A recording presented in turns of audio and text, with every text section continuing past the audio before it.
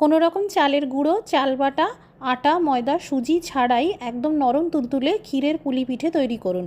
তার জন্য যতটা দরকার সেই বুঝে পাউরুটির পিস নিয়ে নিন, ব্লেন্ডার জারে দিয়ে দিন আর একটা ঝুড়ো পাউডার তৈরি করে নিন। ফ্রাইং প্যানে খুব সামান্য ঘি দিন, নিয়ে 50 ml দুধ দিন, স্বাদ মতো চিনি দিন।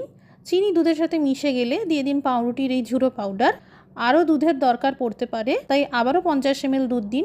একটা ঘন মিশ্রণ তৈরি হলে ঠান্ডা করে নিন। ক্ষীরের পুর তৈরি করার জন্য দিয়ে দিন আধা কাপ দুধ, 75 গ্রাম গুঁড়ো দুধ দিয়ে দিন। মেশানোর সময় খেয়াল রাখবেন যাতে গুটলি না থাকে। মাঝারি আঁচ করে একদম ঘন পুর তৈরি করে নিন। এইরকম ঘন হয়ে এলে গ্যাসের আঁচটা 2 মিনিটের জন্য বন্ধ করে মিশিয়ে দিন পাটালি গুড়। ঘন করে নিন আর পুর ঠান্ডা করে নিন। হাতে সামান্য ঘি লাগিয়ে নিয়ে পুলি যতটা বড় করতে চান সেই বুঝে গড়ে নিন।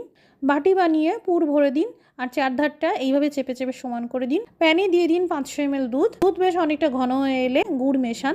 পুলিগুলো দিয়ে 2 মিনিট ফুটিয়ে নিন। তৈরি হয়ে গেল পাউরুটি দিয়ে ক্ষীরের পুলি পিঠে।